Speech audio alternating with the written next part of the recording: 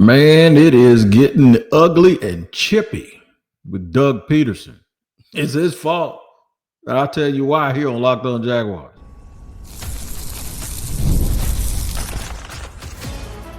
You are Locked On Jaguars, your daily Jacksonville Jaguars podcast. Part of the Locked On Podcast Network, your team every day. It is your team every day here on Locked On Jaguars. We thank you for making us your first listen.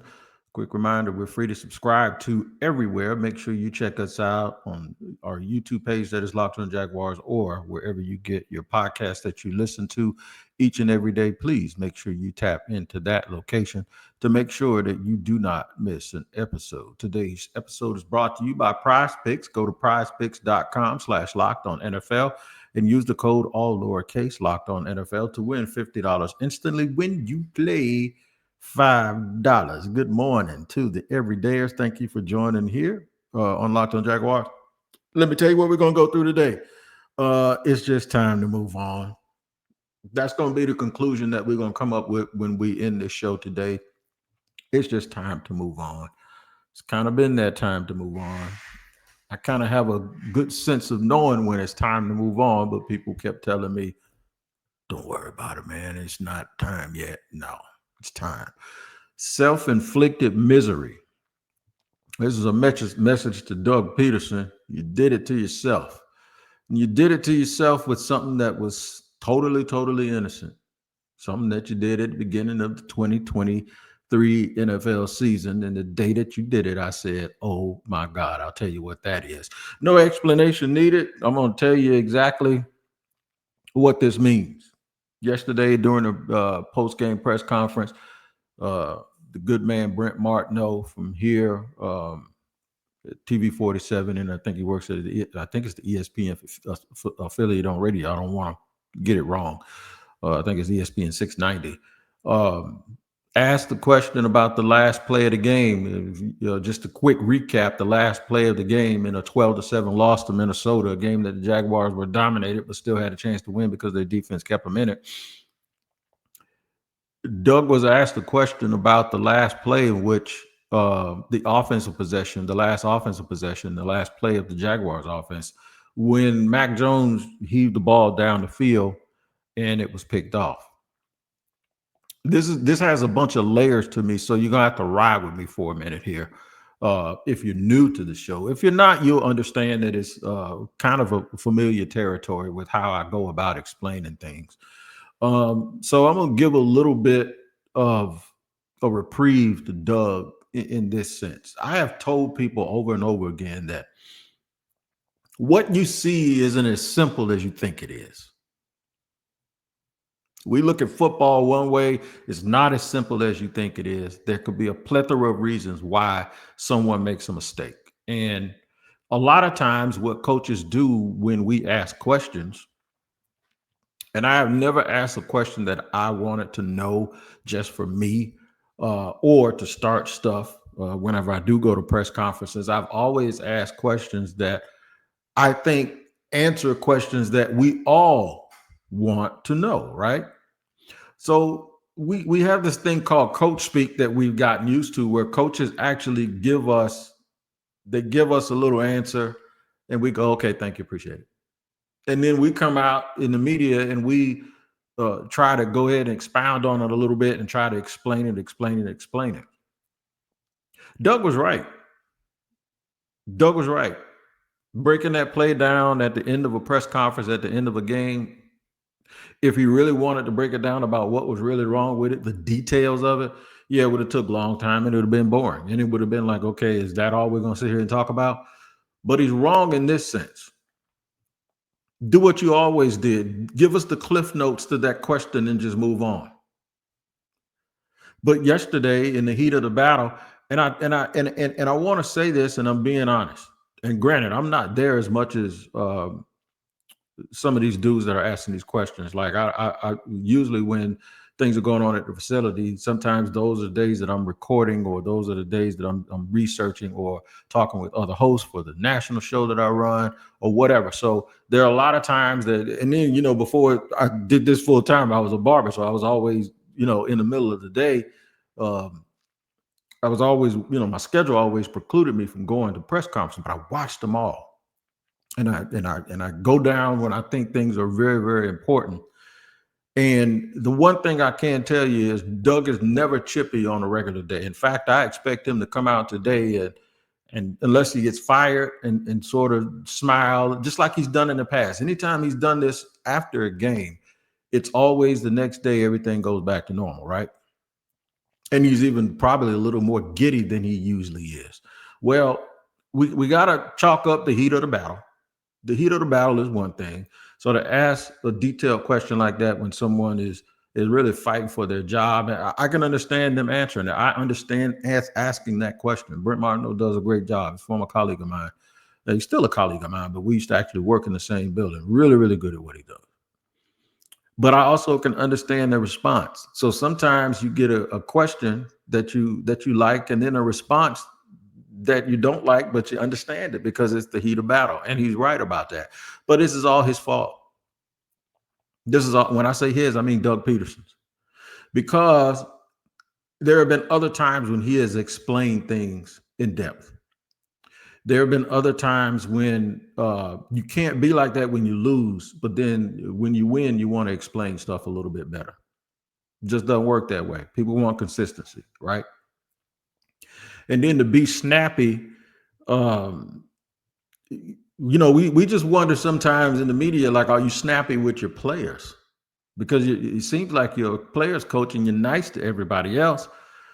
But now you want to, after the game, you want to get snappy. And I get it. And I understand it because people are questioning you and they're questioning the play call and they're questioning your choices and they're questioning your decisions. And they should be, because the team is 2-8. The team is 2-8. And there's a reason we're going to get to in a second why I think he set himself up for failure. And I think there might be 25 or 30% of the people that listen to Locked On Jaguars, they know exactly where I'm going and they know exactly what I'm talking about. The truth of the matter is this. I guarantee you, if you get down to it and you ask Doug Pederson if there's a problem with Trent, he probably won't tell you. If there's an issue of Trevor not maybe being as advanced or as good as people thought that he was, he probably won't tell you. He also probably won't tell you that he was forced to fire his good friend Mike Caldwell last year and they haven't gotten any better on defense.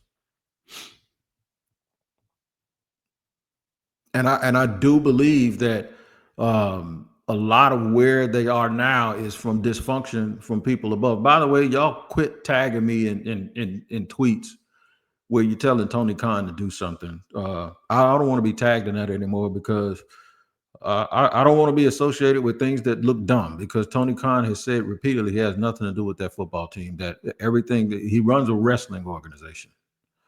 And people keep tagging him and tagging me in the same thing. Is getting on my nerves. All right, all of this Doug Pederson stuff. That's why I'm saying it now, because they're tagging him in the Doug Pederson tweets about firing Doug Pederson when that ain't what he does. And nothing makes you look worse than to be loud and wrong. So I'm going to explain to you what I mean by this is a self-inflicted. This misery is self-inflicted by Doug Pederson. Sometimes things are TMI. Sometimes things are need to know. There's no explanation needed about what happened in one play here or there, because this is all one big play to me. There's not one play. This whole thing is playing out like a bad movie. If we want to break it down scene by scene, that's fine. But really what you're going to get is you're going to get the same thing every single week. It might look different, but it's going to be the same. They're going to lose a game.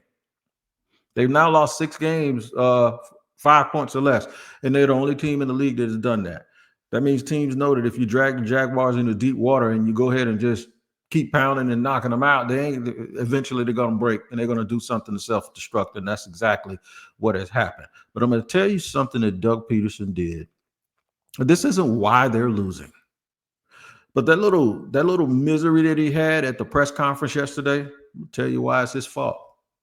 And I'm going to tell you why he opened a can of of worms that just he could not ever get back into it. And if you listen to this show, you know exactly what I'm talking about. It's when he announced who was making the play calls. And I'll tell you exactly why I said then, and I'll tell you now, that has been a problem for Jacksonville. We'll get back to it in just a second here on Locked On Jaguars.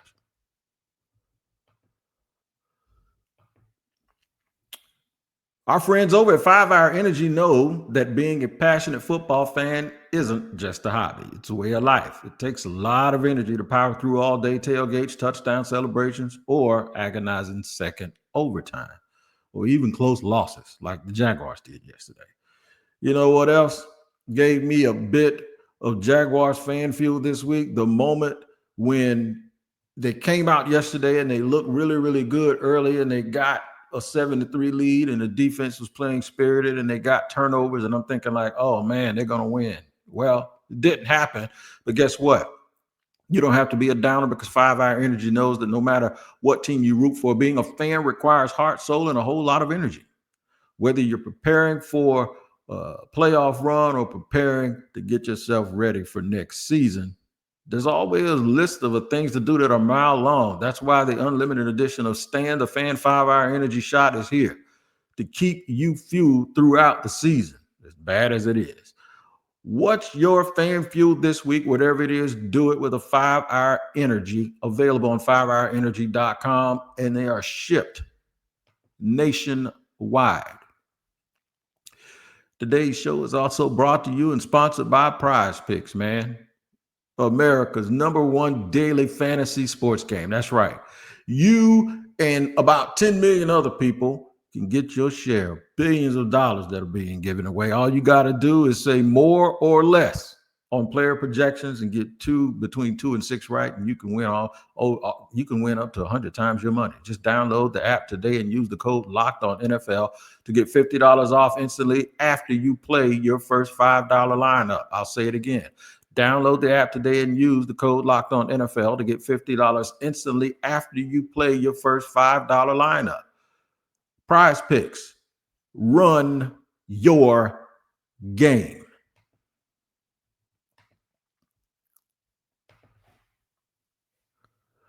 All right. Segment number 2 here on Locked On Jaguars, where it's your team every day. The Jaguars fall to 2-8, losing to the Minnesota Vikings 12-7. They found yet another way to lose a game, which means it's just more of the same because that's what they have always done, found a way to lose games, even games where they had segments of their team that played extremely well. They got turnovers. They were able to stop the run. Trayvon Walker got another sack. Devin Lloyd had 16 tackles. All of them probably was after first downs caught by T.J. Hockenson, but he still got 16 tackles and showed that he does, in fact, have a pulse of a football player. Ventrell Miller played well, especially in pass coverage. That was one of the things that people talked about with him that was a concern. It was not a concern yesterday, in my opinion. I thought Jarian Jones moved around real well as a nickel. And even Darnell Savage at free safety had some moments in the game. So some good things to point out. The offensive line didn't play terribly yesterday. That's been a sore spot for this team. So it wasn't terrible. It wasn't the worst performance. In fact, it was a very, very entertaining game, a game that the Jaguars obviously played without Trevor Lawrence and had Mac Jones at quarterback. The problem is they can only muster 200 yards up in offense, which led people to start and rightfully so, well, it ain't Trevor. So if Mac looks the same in the offense, then it must be Doug and Press. Y'all right. It's Doug and Press. It is. I'm not gonna sit here and defend that. I have never, by the way, defended it. And there are people that think that I have, and I have not. And I'll explain that to you right now. I just don't want people. I just never talk about stuff that I don't know for a fact. And if I am speculating or guessing, I'll tell you that. But when Doug Pederson came out at the beginning of the 2023 season and announced that Press Taylor would be calling plays, the first thing I said was, why did you do that? Why did you TMI us to death? Why did you tell us? Why did you say it? Why did you give fans something to hang on to? Why? Why? Now, before everyone gets all up and get the panties all in a bunch, let me explain something to you. I'm going to tell fans why you shouldn't have listened to it. I'm going to tell you that too. And then you'll agree with me. All right. When I get to the point where I say it's time to move on, you're going to understand exactly what I'm talking about, that this extends beyond Doug Pederson. Because you got to have a strategy when it comes to this stuff. And I know there's a lot of people that this whole time are like, well, it kind of looks like he's criticizing them, but it kind of looks like he's defending them. I even had one of the former coaches say, see, you defended that coach. No, I did not. I'm talking about Ryan Nielsen. I did not defend him either. What I said is I understand what they're trying to do. We just got to let it play out and see if they do it. Because I used to criticize them too. Yeah, I criticized them for dropping Trayvon and them in coverage all the time. I did. So the point is there's a lot of blame to go around. But too much of the blame has stopped at one thing. If Doug Pederson and Press Taylor have been as bad as y'all think, now this is gonna make you slow down with all of that talk now. If they've been as bad as y'all think, and I'm not saying that they haven't, maybe they have. They've been that terrible. Do y'all know Trent Baalke could walk right in Shad Khan's office and say, Doug and Press are terrible and they ruined this team? This is why I want everybody to stop being singularly focused on them. When Doug Pederson came out and did that, I know why he did it. He did it at the time. Bieniemy was struggling to get head coaching jobs. Andy Reid was publicly defending Bieniemy. It is the process that Andy Reid taught Doug Pederson that Andy Reid continues to do right now. If you watch the Chiefs games, Matt Nagy's calling the plays, and everyone sits there and says they're struggling offensively, so it's Nagy's fault. Well, it wasn't Nagy's fault last year when they were running up and down the field. It wasn't Nagy's fault the year before that, or Bieniemy's fault the year before that. Too many times the narratives, we don't want to blame people that we have said are great. So if anything bad happens on an Andy Reid staff, it's his assistants. If anything good happens on Andy Reid's staff, it's him. And anybody in that tree has always tried to get rid of that notion. Doug Pederson had Frank Reich when he won that Super Bowl in Philly. They did the same process then. I was told that by people who were on the staff and media members. It was the same thing. When Reich left, he did the same thing with Press Taylor that he did with Reich. Same thing. When Doug gets fired, Press Taylor goes to coach with Reich. It's the same thing. They did the same thing. It's the same thing that Andy Reid is doing now. It's no different. It was no different than 2022 when they made the run down the stretch. It was no different in 2023 when they started off 8-3. None of that stuff is different. The thing is though we like to think that we know something. So now that y'all feel this way about Doug Pederson, do you really, really, really think that he's the play caller and this offensive magician you always thought he was? No, but that is the reason why most people wanted Press Taylor gone, because they wanted Doug to come in like Superman and take over. Well, Doug never had a cape in the first place. And the more you sit here and want to blame it on one entity, the more you sit here and do that, then they'll come out and score 30 points and still lose because the defense will give up all of this stuff. You are letting the person that chose Doug Pederson, because he was probably the only one that Doug would work with, you're letting him off the hook, and you're letting Shad Khan off the hook for hiring that person. It is Baalke, and it is all of it from the top down. But the more you want to be all singularly focused on the person that you're most mad at today, what will happen is you're going to quickly find out and understand that you may in some way be putting it in the ecosystem to inherently forgive Trent Baalke for what he's done, because you're just going to blame that one person. This is why I said Doug Pederson should have never said a word. Because everything that has happened over the last couple of years, they blamed it on that. And while that part of it was really, really complicit, it ain't just that. There's a whole bunch of stuff that's going on. It's not just that. So don't just focus on that. It's time to move on, and it's time to clean house. We are not letting anyone off the hook just because the coach stood up and pissed some people off at a press conference. or just because Trevor hasn't turned out to be as good as everyone thought Trevor was supposed to be. Doug Pederson hasn't coached Trevor Lawrence his entire career. This was also when he was a rookie. While Doug Pederson probably didn't help, don't blame him for every single thing that's gone on with this team. Remember, before he got here, the Jaguars had 2 straight winning seasons in 20 years. So we're going to thank him for what he did.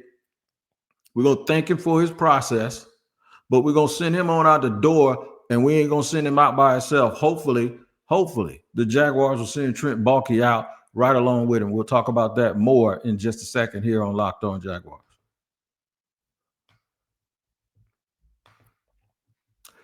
Today's sponsor is Omaha Steaks. Nothing delivers comfort and joy quite like the unrivaled quality and taste of Omaha Steaks this year. Skip the holiday hustle and bustle and save 50% off gourmet gifts site-wide at omahasteaks.com. Plus, get a $30 reward card when you shop early and score on extra $30 off with promo code NFL. With 5 generations of experience, they consistently deliver the world's best steak experience, and the gifting experts at Omaha Steaks have made it easy to deliver the perfect gift with thoughtfully curated gift packages starting at $89.99. From legendary steaks to mouth-watering desserts and more, save 50% off statewide at omahasteaks.com. Plus, our listeners get an extra $30 off with promo code NFL and a $30 reward card when you shop early. That's 50% off at Omaha Steaks, OMAHA steaks.com, OMAHA steaks.com, and an extra $30 off with promo code NFL. Minimum purchase may apply. And our friends over at FanDuel, America's #1 sports book, always keeps the action exciting on a Sunday, even when your team doesn't win. Get ready to tackle the NFL action with FanDuel, America's #1 sports book. Because right now, new customers can bet $5, get $150 in bonus bets if you win. The FanDuel Sportsbook app gives you everything you need to place live bets on the NFL all in one place. So when you get a hunch in the middle of the game, you can check out the latest stats, view live play-by-play, and so much more on the same page where you place your bets. Just visit FanDuel.com to join today. You'll get started with $150 in bonus bets if you win your first $5 bet. That's FanDuel.com. Never waste a hunch and make every moment more with FanDuel, an official sportsbook partner of the NFL.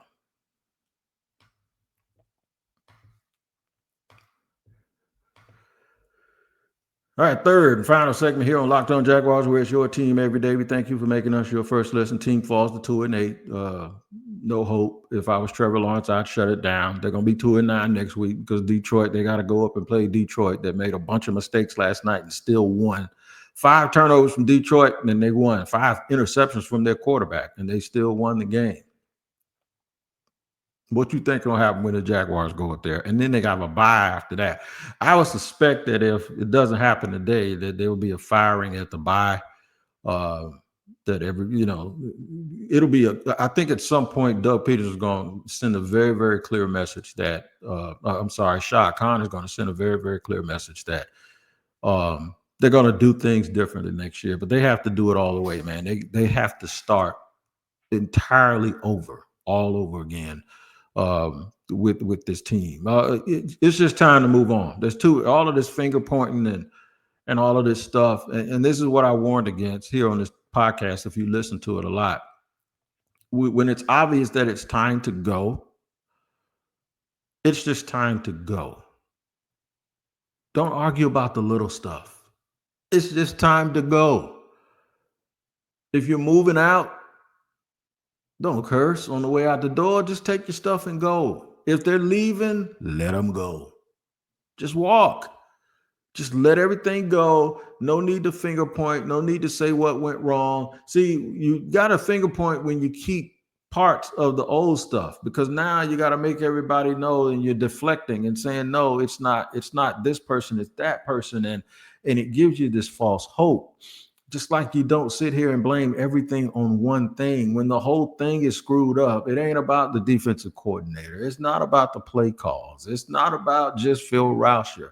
It's not just about Trevor not doing things. It's because now you start making excuses. Well, he's only doing it because the line is bad, and he's trying to make up for other parts of the team. And the defense played well, but eventually they're going to bend and break, because when they play well, the offense doesn't. And when the offense plays well, the defense doesn't. Guess what? Just let it go.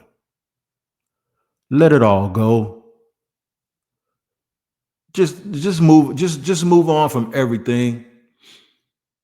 Please move on from everything. We did it to ourselves, man. The only reason I've been trying to tell people this whole time is, look, I know Trent and Doug ain't great. And I know, well, not Trent and Doug, but Doug and Press isn't. I know they're not great, man. But telling Doug that Press sucks is like telling Doug that his own child sucks, the one he taught everything. I gave that analogy a long time ago. And it just creates this environment that the more y'all talk about Doug and Press, there's somebody sitting over there in the office saying, yeah, keep talking about him. I'm talking about him too. Because when I go in here and tell Shad that I pick up all these articles and all of these tweets, as I see everybody in the world blaming Doug and Press, man, for this. They're terrible. They were ruining Trevor. We got to get somebody else. I can see Baalke saying, yeah, man, we got to do something. We can't have this. We have to get someone to protect our quarterback. What do you mean we? You got a mouse in your pocket? This ain't France. You speaking French? You going with them. Bye. You leave too. Y'all, come on, man. Don't give this dude a runway to stay here. Don't do it. Don't do it. If you're going to turn that stuff up, if you're going to turn up on all of that, if you're going to turn up and make your voice be heard about what people were telling me, hit me up yesterday on social media saying, you tell Shad he got 24 hours or we walking away. And I'm like, shut up. No, you're not. You ain't walking away for nothing. You just mad.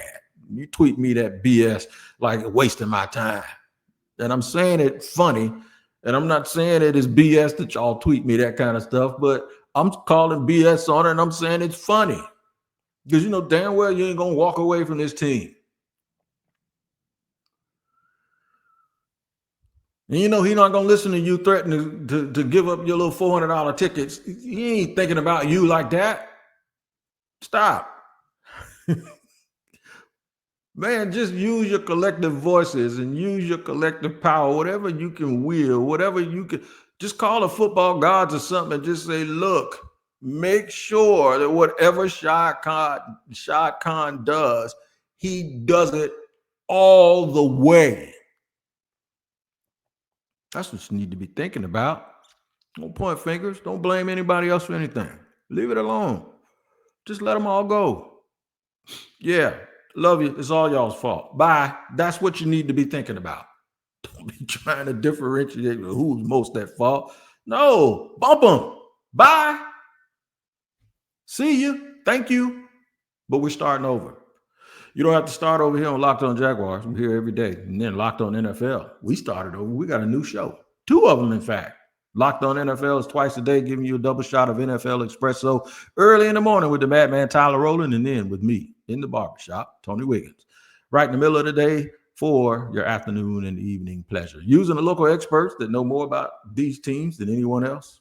It's twice a day, Locked On NFL. Make sure you hit us up wherever you get your podcasts, the Locked On NFL YouTube page, and wherever you listen or hear your podcast. We're going to be here all week. Y'all know that because got a lot to talk about, man. We're going to listen to Doug Pederson speak. At the time I recorded this is about an hour away, so we'll see what he has to say and if he smiles and apologizes at my man Brent. We'll talk to you later here on Locked On Jaguars.